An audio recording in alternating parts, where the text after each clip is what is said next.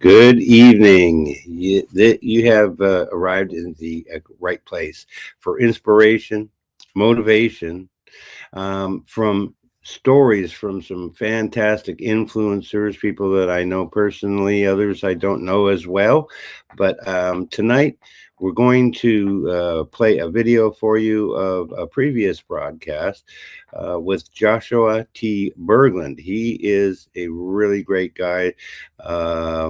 I'll put the video on in just a second, but I wanted to say thank you for taking time to come and join me. I appreciate you. You are watching the Get to Know broadcast. We are on Roku, Amazon Fire, Apple and Android TV. We're also going out to social media on YouTube and Facebook, and we appreciate you. And I want to say thank you for taking time to come. It's a great honor. So I've got Joshua Berglund, and he is a very dynamic guy. I'll just let the story tell itself. Here we go. Welcome to the Get to Know broadcast. I want to thank you all for taking time to come and join me this evening. Um, we have a special guest this evening. We have Mr. Joshua T. Berglund. This is a person that I have known at least 4 years, and I'm just so pleased to be able to introduce you to him. It's going to be a great show. You want to get down some notes, so get some paper, get a pen, and get ready for a lot of information. Um, Recently, well, some of you may or may not know, I was at the point where I was just ready to quit doing social media. I'm done. I'm over. I took about a 2 year break, but the thing is that I decided, because Joshua reached out to me, he says, "Don't quit." And in my other videos, I said, "Don't quit." Quitters don't quit. Uh, Winners don't quit. So it's like, well, I want to be a winner. So that's what I did. I decided, you know what? It's important to me to do this. This is the Get to Know broadcast. I've done these before. You can certainly, as well, go to Roku, Amazon Fire, Apple and Android TV and watch this broadcast. You just need to download the E360 TV application, and you can do that, and it's going to be awesome. Now, uh, there's I I do things without a major script. And the reason why I do is because I think I've been given the information that I need to have to be able to go ahead and do something, because I'm inspired to talk about a particular subject. And tonight we're talking with Joshua, and he is a fantastic guy. I said a few months back, he reached out to me. He said, "Hey, guess what? You shouldn't quit." And so I didn't. And here I am. And here he is. I'm going to bring him on stage in just a moment here. And we were having some audio problems. Hopefully, we've got that straightened out, but let's just find out. All right. Let's bring you on. Tell me you can hear me. I can hear you. All right, good. I switched to I was trying to use the Arc browser, and I guess that was the issue. So I just switched to Chrome, and I Okay. don't know why StreamYard you still have to use Chrome, but Yeah. whatever. Yeah. Here I am. Can't Thank you for use having me. I can't use my Safari app for it. No. So I am so grateful that you're here, Joshua. This is going to be a great show. It really truly is. Um, I'm just going to say, hey, why don't you tell us a little bit about yourself? Let's start with that. No. Oh, don't talk about No, you. I don't listen. This is you're an interviewer. I am. And so Okay. I'm gonna say actually I'm gonna take the here's what I'm gonna say. You can turn If it on you me. have if you have a podcast and you're not preparing yourself ahead of time to be able to ask questions, Uh-huh. you're wasting your guest's time. I'm not talking to you, Stephen. I'm not talking to just you. I'm talking to everyone listening. You're Yeah. wasting your guest's time, because what's going to happen is this. I'm What? not challenging. I'm going to sit up here and I'm going to take the microphone. I'm going to hijack your show. I'm going to talk about whatever I want to talk about. You're not going to be able to shut me up. See, you just gave me the whole screen. So like literally the way that you asked this question, and this is for all hosts out there, you just basically gave your permission, your permission to the guest to hijack your show and take it over. If you're going to have a show, the best value, and you're doing it to provide value for people, the most value that you can offer is literally preparing for the interview to ask them questions. And if you want that guest to promote your show to their audience, which is the other reason why people do these type of interview shows, is to expand their audience, then create something that's worth sharing, and create something that guest is like, wow, I'm proud because that interviewer got the best out of me. They asked me unique questions that I've never been asked before. And that's my expectation. Like when I do interviews, I spend more time preparing questions than the broadcast lasts. And I take this serious because there's a real opportunity for people right now, especially those of you that built your own platforms and you learned how live streaming worked and you learned how to multi-purpose. You guys have an advantage. We have an advantage that the old school media people don't have. And yeah, some of them are catching up. Some of them have teams and you guys are used to doing everything yourself. Let me tell you something. The future's set up for people that are generalist. The people that know how to do every function of a media organization are going to be the ones that are the most successful. And that's a fact. It's a fact. So anyway, I'm going to get off my soapbox and I'm going to let you ask me questions instead of letting me talk about myself. Because here's the thing.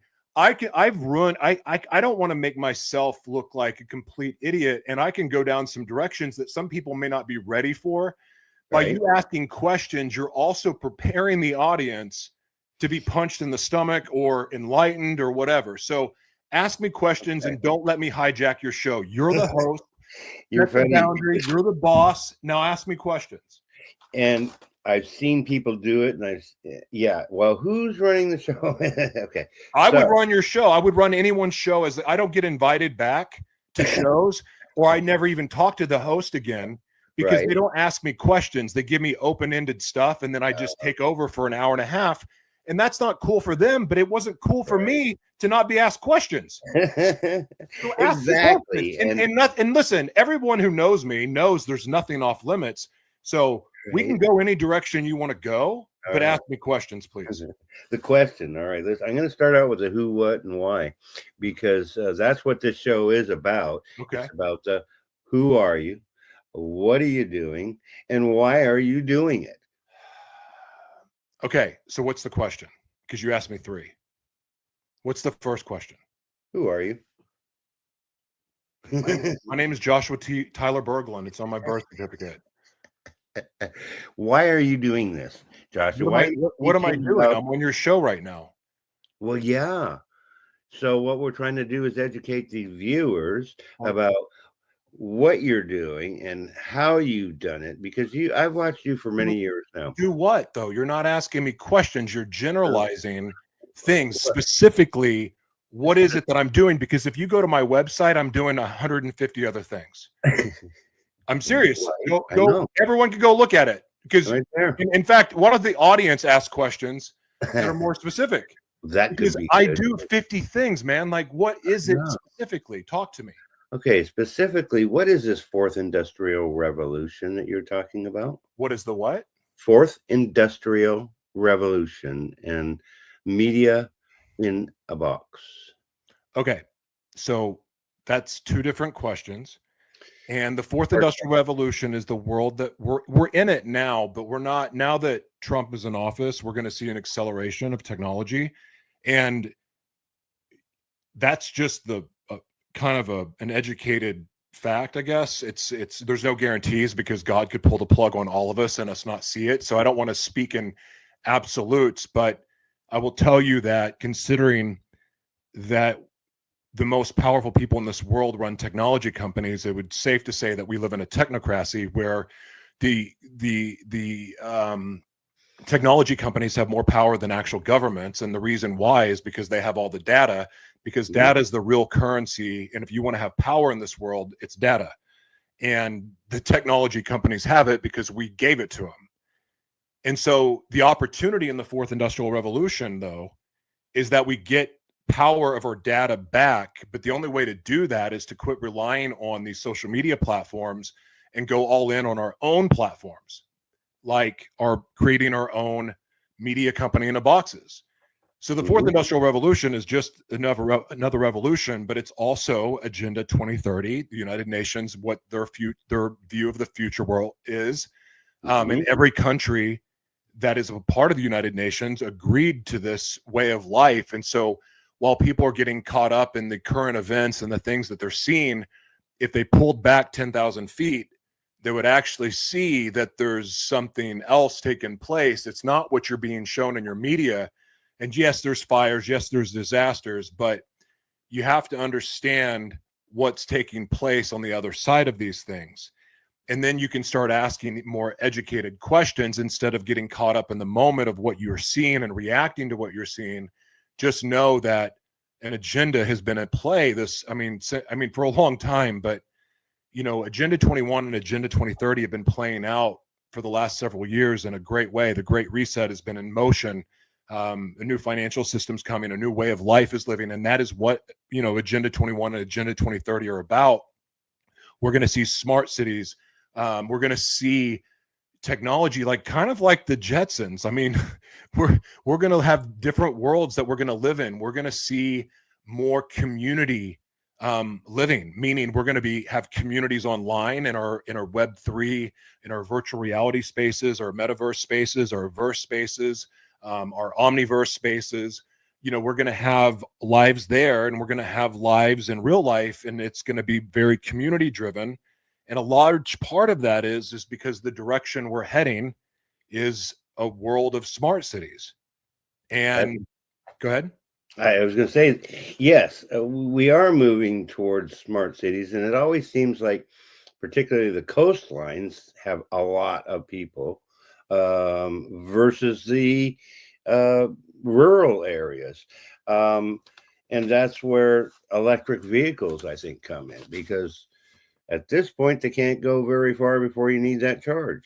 But what would you say is your motivation? I know that you call yourself the world's mayor. So tell us what that motivation is. So for as much as I like to be behind a mic and talk and be on stage and talk, and there's nothing that brings me more joy than elevating other people and in using the gifts that God blessed me with to do that.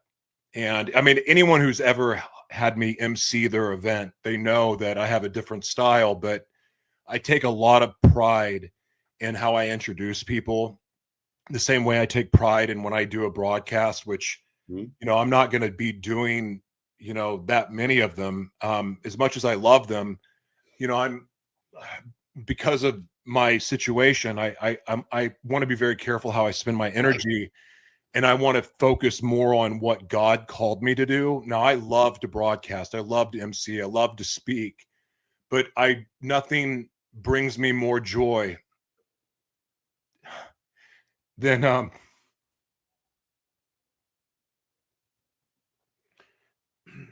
have to talk a little bit about so when God shows me something for someone and I speak life into them, I think a lot of people that are blessed with that, get that opportunity to be able to speak life into people because God shows you something for them. Right. They can attest how much it hurts when they don't take you serious because they just think it's a crazy person telling them, but that's speaking right to their heart in a way that only God could, right? Because that's how God works. Yes. It's like this amazing thing, but for most of my life, it scared the crap out of people. And, but to have someone listen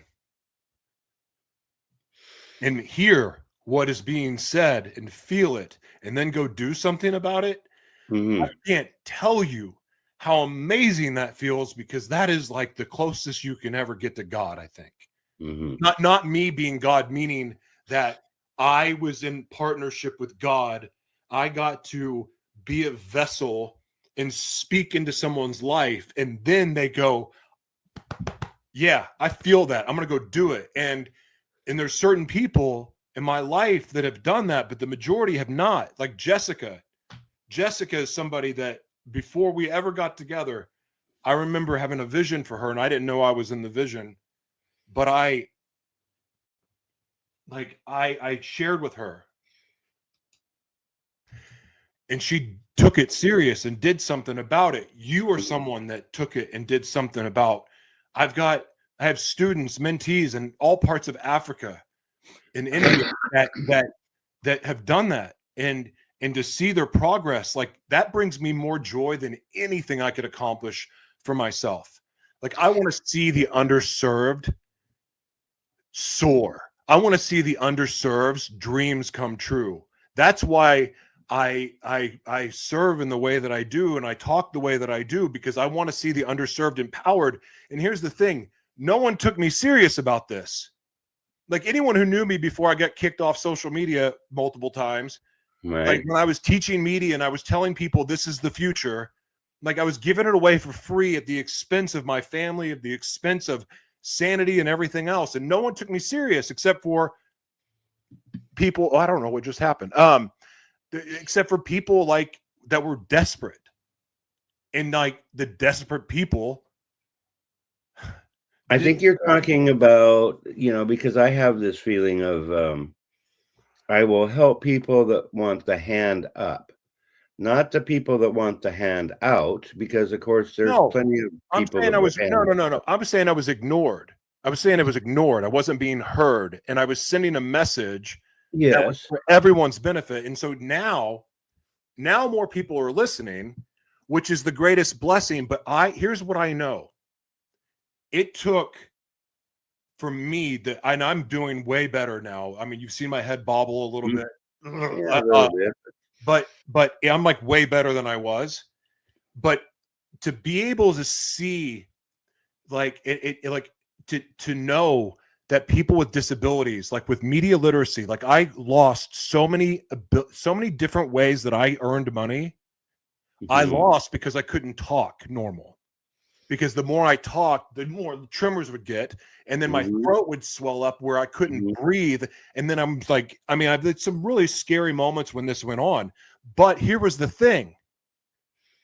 This is a beautiful thing about how God uses suffering sometimes for blessings, because I lost the ability to speak. So what I did, because I was media literate, because I know all of the different ways to use media for monetization, I started writing, and I wrote 7 books last year.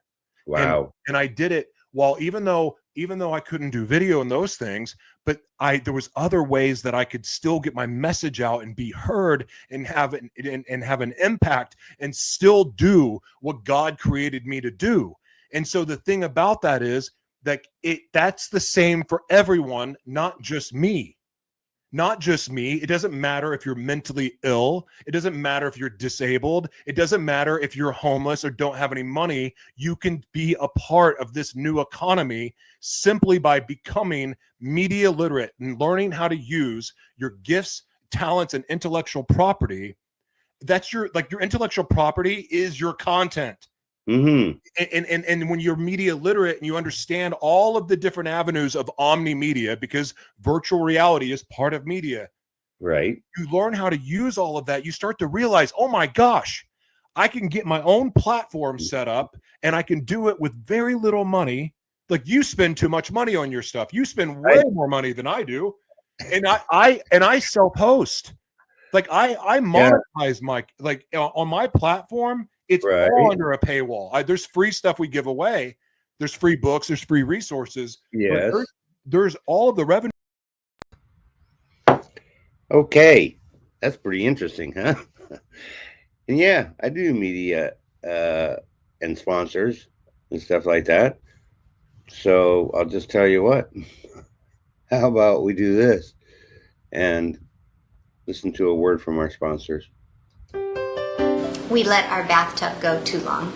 It had rust in it. It had deep pitting in it. There were chips. I, quite frankly, thought it was unrepairable. Total Coatings is a family-owned and operated bathtub and shower refinishing company.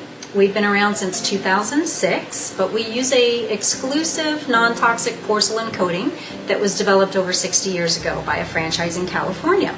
So the product is very well established. We refinish bathtubs, showers, wall tile, countertops, and even sinks. Customers want to know what makes our product different, and that's, of course, the exclusive non-toxic porcelain. We also don't acid etch the surface, so you don't have to leave your home because of noxious fumes. I was completely and utterly shocked. It looked like a brand new bathtub. I would recommend Total Coatings to anybody.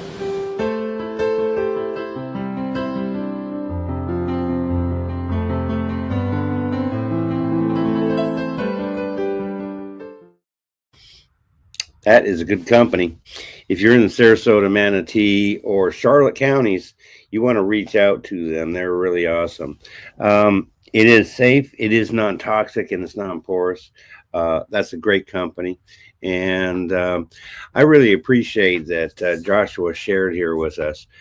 He is so intelligent. I love him so much, and I just want to thank our live viewers. I saw that a couple people came on, and that's so cool, and particularly Lauren Creevy Love, and she's both of our friends. So let's carry on, because he asked me about sponsors, and so yeah, I had to do the sponsor thing. Here we go.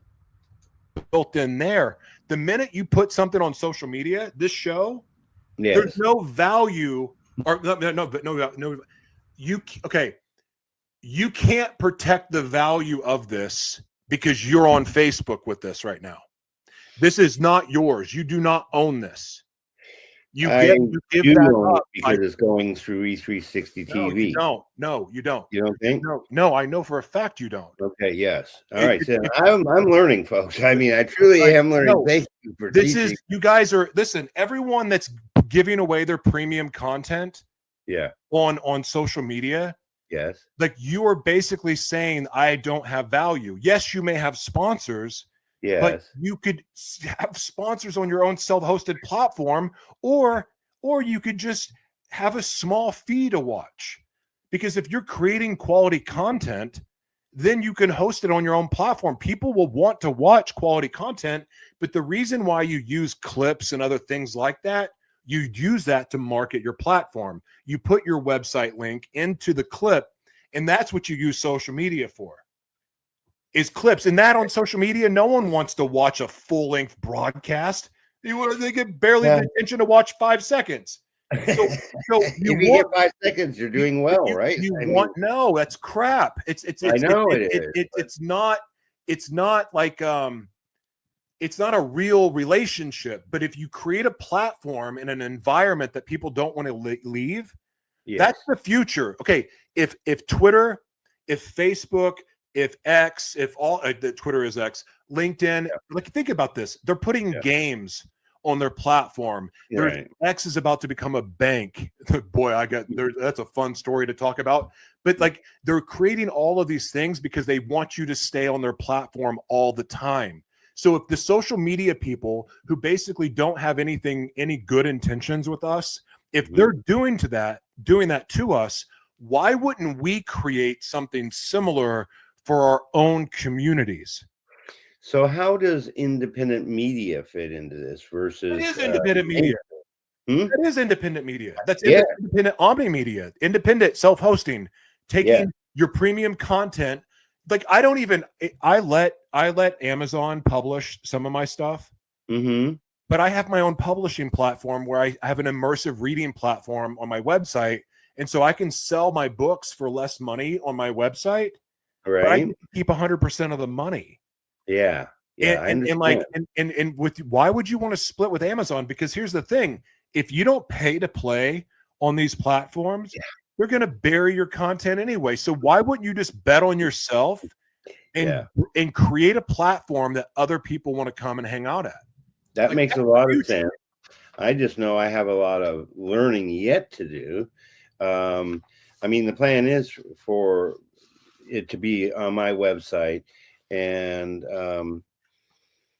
I just haven't figured out necessarily the aspect of the network who does that. And see, you know so much more than I do about production and the media, and so I'm learning, and that's what's awesome. Is that I get to learn from you, and part of this show is that I do these shows really for other people, but you know what? I do them for myself. That's really Great why. way to learn. I learn from my guests too. You know, I yeah. only pick people that fascinate me or I feel led to interview. I want to say Or something. that you pick on is okay, right? No, I'm just kidding. Yeah. Those of you that are on E360, and I'm going to speak, and Yeah. I used to be VP of E360, and I love Aaron Yeah. and Aggie. I love what Yeah, they do there. I can't say enough about Right. them. I love them. But all of the hosts there that I know Right. of are not taking advantage of one of the greatest tools that E360 has, and that's their embedded player. Right. That embedded player is amazing, and you should be hosting that on your website, like on a Yeah. web page, and putting it in a blog and having their player having the transcript of the interview. If it's a Q&A, doing like a Q&A style Right. blog, and then attach a podcast to it too. And then like that is their player is amazing. It has great SEO that you can build in. You can build in the hashtags and the keywords to it. I mean, and I'm sure it's more advanced now than it was when I was there. So I'm planning to talk to them tomorrow. I mean, I did tonight's the first show that we did with them. And I'm planning to talk to them tomorrow. I've been talking to Aaron and looking forward to, the future. And I hopefully I plan this time around because I did this for years before, but this time around I just want to do it right. And clearly you seem to have it right. And so that's what I have to do is listen to you and learn. okay, I'm going to throw another tip out here for you all to listen. If you want to totally transform the way that you do blogs and you're familiar with your chatbot, learn our prompts for building web pages and blogs in HTML and including even doing your images that way. There's a website called IMUR. It's where you can upload images there, and that's how you can get the file name. And if you want to be able to embed an image instead of doing a traditional upload, it helps your page, in my experience anyway. And I haven't looked this up. I've just noticed that my page and my website is way faster now, and it can hold more content because it's all in code, essentially, in HTML and CSS. And so it feels lighter, it moves quicker, and plus the design aspect of it, you can do some really neat things in it. You can build the blogs faster. You can build websites faster. It's a way better process. And so I highly recommend building that and you using the HTML from your video player, whether it's YouTube or Muse AI, which I use Muse AI for my self-hosting. And but E360's player is great. You can embed that, use the HTML. Then you can use the HTML for the podcast player and then HTML for the blog. And you mix it with cool images. Like you can really make some cutting edge, cool looking, futuristic blogs that will set you apart from other people. Yeah, I that's one recommendation I have for everyone. And if you're just doing a podcast, meaning just the audio, you're wasting your time. If you're just doing a blog in a podcast, it's a little bit better use of your time. But the facts are that you should be pairing the video, transcript, and audio together. It's great. Plus, it's more value for your guest, and it's more value for sponsors and affiliate relationships and other things. And it makes a prettier, more beautiful presentation. It's wonderful. That's really good information. I really appreciate you sharing that. And I mean, that's kind of the idea. I mean, we don't want to give everything away for free, but I know that you care about people, and that's what's beautiful. And you are a man of God. That's why I followed you in the first place way back when. And now you're doing the, Media Center in a Box. You've got a new book out. Why don't you tell us about your new book and how is that different from Media Company in a Box? I think I said that right. Media Company in a Box is the original book. And we just got translated and published in Hindi yesterday. Well, actually submitted yesterday. So anyway, very excited about that. A partner in India helped me because I don't Mhm. but we have some projects going on in India that I'm very excited about, especially with media and in the school system there, which is very exciting. We have a deal working right now that would be a huge blessing. But the Bridge to Media Empowerment is the curriculum for the Bridge Media Empowerment Centers. And those of you who remember when I was doing circles around the Morgan Camera Shop on Sunset Boulevard in Los Angeles, where I get the vision for this came, like, this is what that is. We're doing these all over the world. I have an amazing partnership with Microtron AI, who does a lot of amazing things in technology. A lot of brand new inventions that the world has not seen yet are coming out. They have a part of their company works with the Department of Defense. In other words, they're on the defense side.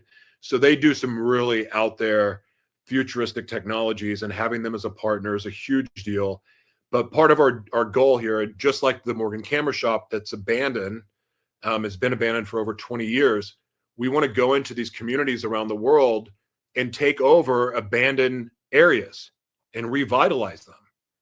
And we're going to do it with all of the philosophy, because Media Company in a Box is not only a philosophy, it's a proven philosophy, but the Bridge to Media Empowerment book is the curriculum, and there's less personality in the book, and I'm not trying to undersell it, but Media Company in a Box, you really get to the heart of why. And there's a lot of my personality in the book, and anyone who's read it, which you can read for free on my website, or you can buy it from anywhere you want to buy it from as far as where it's published, but it's free on my website. And there's a reason why. But You know what I was shocked about is it's the only thing I've ever seen that has all of the information. I mean, everything that you would want to know is there. The links are there. You can go and get this information and learn more. And truthfully, I need to learn more because, there was so much in that book, but the links, it's like, who publishes that? Nobody wants to tell you that stuff, Hey, by the way, that's actually thank you. That's one of the most important things you could have said about the book, because I realize, and there's a reason why no one had listened to me for 10 years, is because it sounds crazy. It sounds insane. It's not, though. The reason why is because I know y'all didn't go to the United Nations website and read all of Agenda 2030. I know you didn't read all of Agenda 21. I know you listen to sound bites and you listen to what you see on social media, but you don't actually watch the whole conference to know exactly what's going on. I'm the psychopath who does that. Why? Because I'm a conspiracy theorist. Actually, I'm a conspiracy within the conspiracy theorist. I don't even trust conspiracy theorists. I don't share my views with people because, it's a waste of time. I would just rather educate people on the future that's coming so that they're prepared, right, and they can take advantage of it. Because here's the fact. What I'm teaching works. Number two, that everything I'm teaching in that book and everything I'm suggesting that you do is backed up by research of every global organization you can think of. I didn't make up anything. Yes, a lot of what I have came from visions I've had since I was a child. But those visions also led me to researching and asking questions and going, wait a second, something doesn't seem right, and just keep asking questions and asking questions. Heck, I got in trouble when I was in ministry because I kept asking questions and I kept being told to stay in my lane. You don't tell someone like me to stay in my lane, because I'm going to keep asking questions because I want the truth. Right. And I'm not somebody that's going to sit there and go, oh, God, we're going to be enslaved. Oh, no, the transhumanists are going to get us. The technocrats are going to enslave us and take our soul. VR is the devil. No. I want to find solutions for people, and the book is a solution. But there's one other thing. But I wanted to verify it with all of the research. That's why it's all in there, is to say, I'm not crazy. And this is what I've been trying to tell you, that you could have been reading yourself and prepared yourself, but I'm thankful you didn't, because God gave me the recipe, not you. But it's in my books and it is for you. And the other thing too, I want to say that's more important than anything to do with media and monetization and any of that other stuff, even more important than gifts and talents and purpose. Well, maybe not the purpose part, but the gifts and talents and the intellectual property. the whole purpose behind the book, I mean, yeah, I absolutely want to change the world. I want to do my part in doing that. But I also realize that you can't change the world until you change your communities. And you can't Right. change communities until your home life is on point. So the idea behind this book, and there's another aspect of it, is all about community building. I can give you a lot of really technical reasons why we're going to a more tribal, community-based world, both digitally and in real life. And yes, smart cities have something to do with it. But, Mhm. but how awesome would it be to have community again? How awesome would it be? And at the dinner table now in America, I'm sure it's like this all over the world, but in America, this is what the dinner table looks like. The whole family's Right. doing this. Right. What if the family may have their phones in their hand, but what they're doing is they're interacting and having a creative session together, and the mom and dad and the kids, they're like basically running this media company together. They're the producers, the directors, the actors, the whatever, the editors, the videographer. They're all playing a role, and they're all using their gifts and talents, and they're creating together. And I have this crazy notion that a family that creates together will stay together. And you know what? I want to make something clear. I don't care if your family is I don't care what it looks like. I don't care the genders. I don't care any of that stuff. Like, family is family. It's who you choose to love and who you choose to embrace and protect and look after like they're your blood. Whether they are or not, doesn't matter. Like, family is what you call it. And family doesn't have to look like the nuclear family. Right. So make that part clear. But it's Agree. families need to stick together, because in a world where you don't know who to trust, my goodness, what a blessing it would be just to be able to trust your family, or just to trust the fact that they have your back. But if you haven't been there and participating in the family and being an active member, and maybe you're holding resentments, and you know, you're just kind of blowing people off because you're so dadgum busy and you can't go visit your mama, or you can't go visit your brother, whatever it may be. Like, you haven't done all those things, and then you want them to be there for you when crap hits the fan. Come on. No, you got to invest it. And here's the other thing. If we start investing in our family lives again, I bet the rest of our lives start going better too. Like, I bet work goes better. I bet, you know, going for it, pursuing your dreams goes better, because when the whole family's involved in whatever that looks like for you, whether it's 10 people, 100 people, 4 people, or 2 people, whatever, but you're doing it together.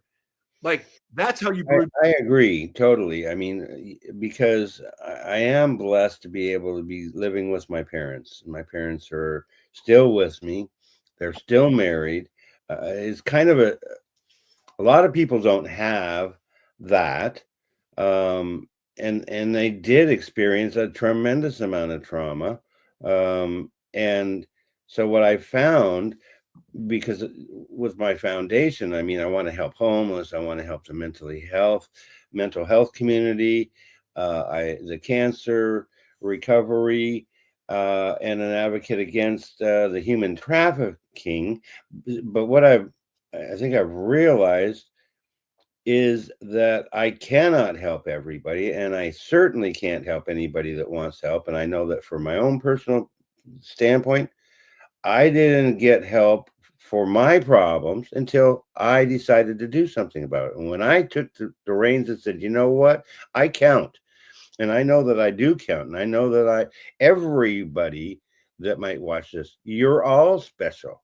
You know, we all have talents, and they're all different. And because of that, and thankfully, you know, I mean, it's my opinion that we're going to be in a better way from a national standpoint now. But that's not what counts. What counts is I have a message. If you're not willing to listen to it, that's okay. If you're willing to listen to it, God inspired me to share what I do, and just like you know, but you're just far more intelligent, obviously, than I am, or gifted, or you know, Please never, blessed. please never put yourself down to put someone else over. Like, I'm smart at what I'm smart at. Yeah. But I mean, come on. Like, Well, you're right about that, because you know what? I am, teach me a lot about being a man I don't know. huh? Yeah. I'm sure you could teach me a lot about being a man that I don't know, considering I just became one at 45. So, Well, I you mean, know, I'm not too far ahead of you, maybe, because I mean, I've had a lot of, um, I am age-wise, but you know, I was blessed my entire life, and that's why I am what I am. And it took me a long time to figure out, because I tried to run it my way. And when I ran it my way, it did not work. It just did not work. And so when I turned it over, all of a sudden life seemed to get better. It definitely got better. And I think he inspires us. I think everybody has this within them. Because I believe that we are created by God, and therefore we have everything that everybody else does. And you're right, no one's less than the next guy. And those are things I'm working on, because I was programmed to believe things that really weren't true, and it wasn't intentional. It just happened. You know. happens when you listen to other man talk. Right. And if you own what they say, and we can, I think, maybe all have done to some degree, because we all thought we were right. Everybody's right. It's just, when you're right with God, that's the most important thing in the universe to me. And everything else should come together, because I'm pleasing God, right? Because of my behaviors, I am truly honoring the Lord. And that's what I do personally. Every morning I start with listening to videos that are spiritual in nature. I listen to Stoicism, and that's how I start my day. And so I'm grateful I to don't think enjoy. God gives a crap about that. You don't think he cares about whether we're grateful or not? No, I don't think Oh, God of course cares not. about what you listen to and where you Yeah, go. no, but because we have free will, right? No, I don't think that that's the reason at all. I think what God cares about, other than the fact, I mean, the commandment is to love God, with all our heart, mind, soul, and everything, and then love our Right. fellow man the same way. And the reason for that, I believe, is because God is inside of us too. That we all have the Spirit of God inside of us. Mhm. We're not God, but we have the Spirit of God inside of us. We share that. That's why we're all connected and we're all one. But In me, as me, and through me. I think God cares about outside of love more than anything. And I I think believe that is living for the purpose and living in the purpose he created us for. Because if we are to be obedient, if obedience is greater than sacrifice, or whatever that expression is, then obedience is the ultimate obedience, other than being honest and other than loving. Mhm, Honesty is loving, is mhm. to live in the purpose he was created for. So anyone that is living a life where they say, well, this job pays me so much money, and I'm miserable, but it pays the bills. But if money wasn't an option, this is what I would be doing. You're basically saying that money is your God, and God is not your God. If you are in direct disobedience to the purpose that you were created for, and that is the ultimate spit in the face to God, your creator. What Because I did, no one in any I would challenge anyone to argue that with facts. If that's a belief. and that's it. I mean, I guess I always, okay, that makes sense to me, and so I believed it. Was that true? Well, I didn't do the research to know that it was true. But what I did do is, Wait, what are you saying again? I was trying to get to the point where I had Oh, read this book, and I'm, okay. rating on names, and purpose-driven life. Oh, And I've taught that a few times. I did that online for people. It's a 40-day thing, and I thought that that was telling me truly what God expects of us, and I believe that he expects us to be of service to the community. And so, therefore, yes, who am I? I am a servant of God. That's what I am. And if I do that, I think that's a better than just a go to church kind of guy, you know? No, but that is living for the purpose that you were created for. It is, and that is my And purpose. part of serving God is serving your fellow man. Right. And so that's why I created the foundation, to do all of that. Yes. That to me, that's a beautiful mission. And the world that we're heading into, at least in a lot of communities, your time, your talent, or treasure is all of equal value. Like it has the same significance to people. Right. Hello, Caroline. So yeah, Caroline, thank you so much for joining us. I really appreciate that. Yeah, time, talent, and treasure has, at least in the communities that I'm involved with, that's how they run, is time, talent, treasure, and they all function. They've all moved ahead. There's a lot of people have no clue that a whole other world has been being built behind the scenes. And I'm not speaking like any weird woo-woo, like new world, new age kind of thing. No, not at all. I mean, but it is kind of. But there's a literal world and digital worlds that are being built and ecosystems being built that are doing some incredible things for humanity, but they're not like front facing in everyone's face. So a lot of people don't know they exist. But the way that they've functioned and operated is people believing in the vision, giving their time, giving their talent, or even giving money. And I can tell you that if you're a part of one of those ecosystems, you're about to be very happy because what you've been waiting for is coming like soon. I believe that. It's very exciting. It's a very exciting time, especially those that have lived sacrificially in service to other people because you felt like that's what God was leading you to do. Yes. You're about to find out why. I'm realizing that, things as I knew it, and I've said this for years, and sometimes I couldn't take my own advice, but I love history. I always have loved history. That was my thing, and I'm realizing that the history that I knew wasn't really the true history, No. and and you probably already know this stuff, and it's like, well, I'm a conspiracy within a conspiracy theorist, of course. Oh gosh, call me a conspiracy theorist then. No, because you know what? I think that this video that I've been watching, and it was the second time around, but I haven't listened through the whole thing because it's like almost 4 hours. But I tell you, it's just like mind blower, and about cycles of life and cycles of history. And I just believe this stuff. But anyways, we are definitely headed into a new realm.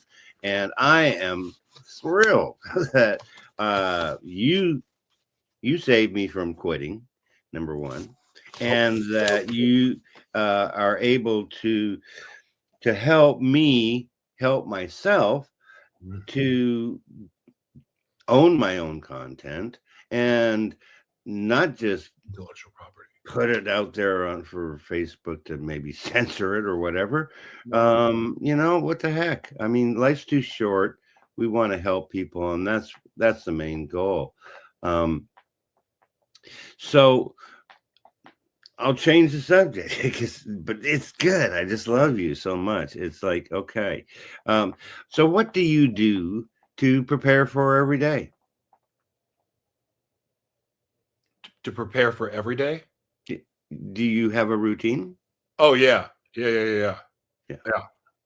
The first part of my day goes to God.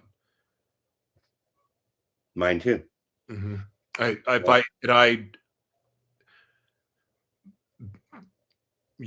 That's the first part. And then my routine, like I have two versions of a quiet time I do. I do one when I first wake up. To feed my mind, because even though I may not be coherent at the time, I want to feed my mind with as many good things as possible. And then I go to the gym, which is like my only time I leave the house because I have to spend most of my time in isolation. And then I do a quiet All right, time. I'm laughing now. Well, I mean, I do. The church speakers are too loud, and the microphones like really wreak havoc on my body. And so, but the gym, I do okay with the gym with the headphones I use. Right. But when they have a class in the middle of the room and then they use the microphone through a portable speaker, it's like being electrocuted nonstop. And so it hurts. But I do pretty good at the gym, but I struggle in restaurants. You know, I'm getting better, but I still have work to do. Like I've had the Rife machine go. I had that going most of the time during the interview, but it was making the screen, because we were broadcasting, it was making my screen go crazy. So I turned it off. So, and I have to be careful, like how much I talk still, because the more I use my speaking voice to talk, the more I make myself trimmer. I'm doing Lauren Harris's show in the morning, and then after that, I'm taking a break for a while because, you know, I want to be able to have the energy to pour into other people. Like I'm really excited with the projects that I have going on with not just the media centers, but the work I'm doing with my students at St. Anthony's School of Higher Education in Atlanta. And I have students and mentees around the world, and I want to be able to give them my energy because like I have big ambitious goals for myself personally, but right now I feel really led to pour my energy into other people because the time is now to go for your dreams.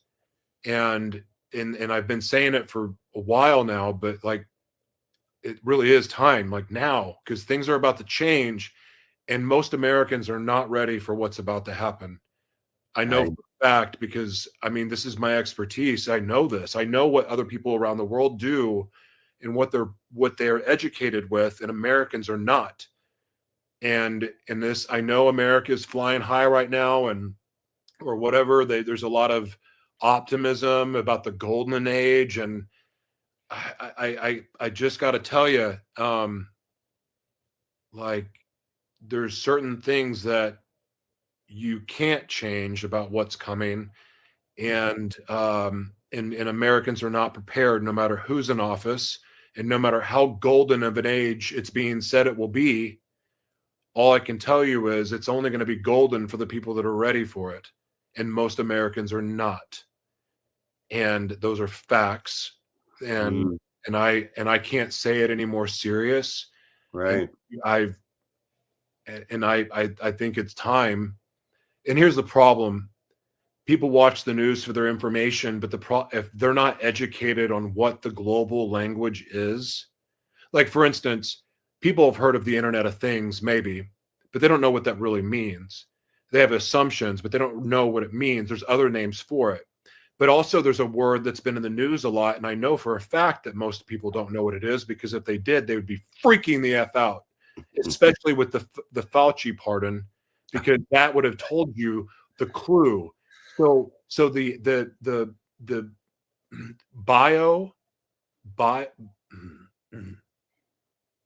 hold on. You're doing fine. Biodigital convergence. Biodigital convergence. You're going to hear of digital convergence, but when you hear the word biodigital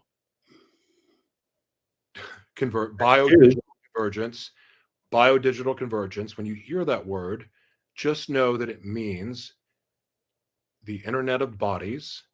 And that means that you, me, Stephen, and everyone else are now connected to Wi-Fi.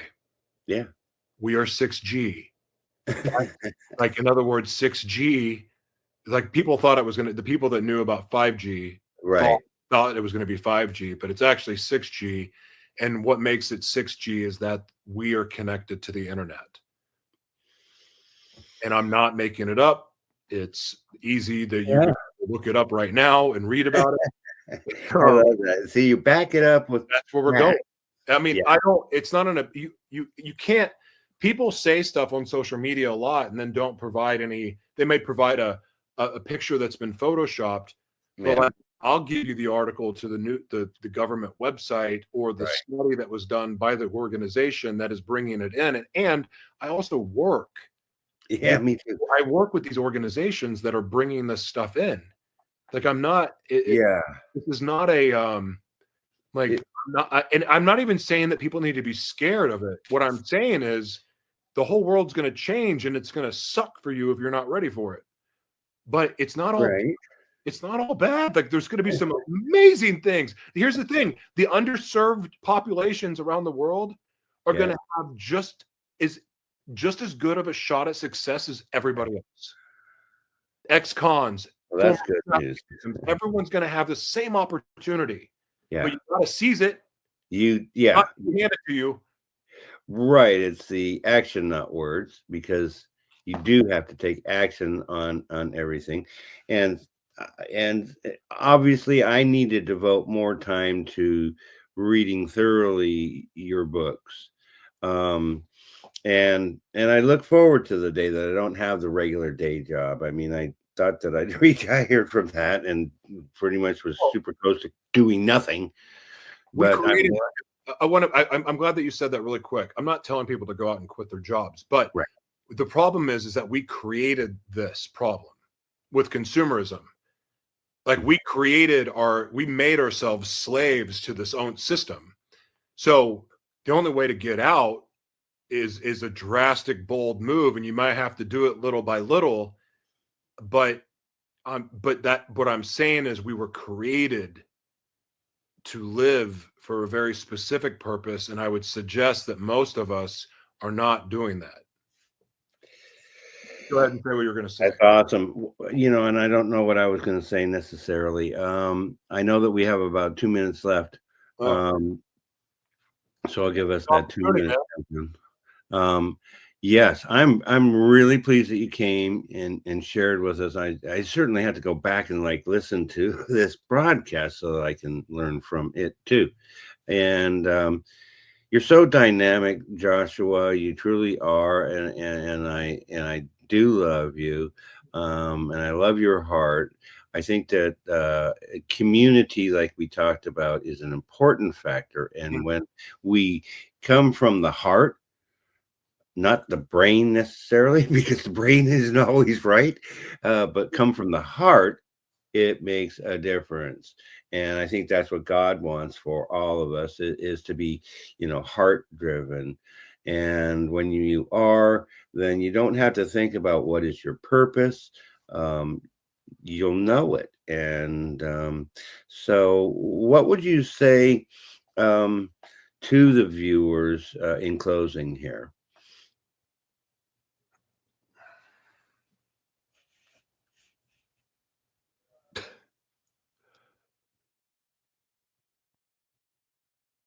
Oh my gosh. I mean, I literally had 10 things pop in my head, like God's not done with you yet.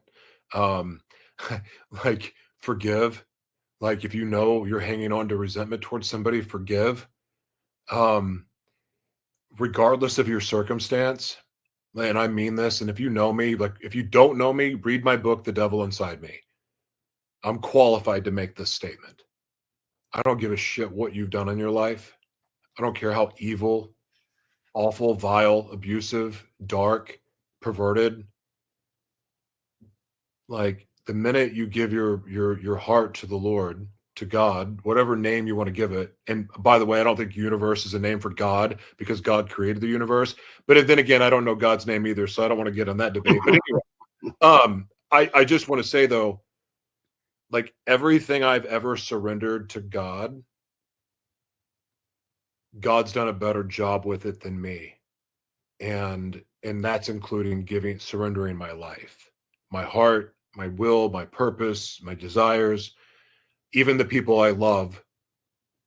And I don't necessarily believe in the salvation prayers they do at church, but I will say there is something very powerful when you can meaningfully say to God, take my life, it's yours. My life is no longer my own. And that surrender is a very powerful thing. But let me tell you something about that journey.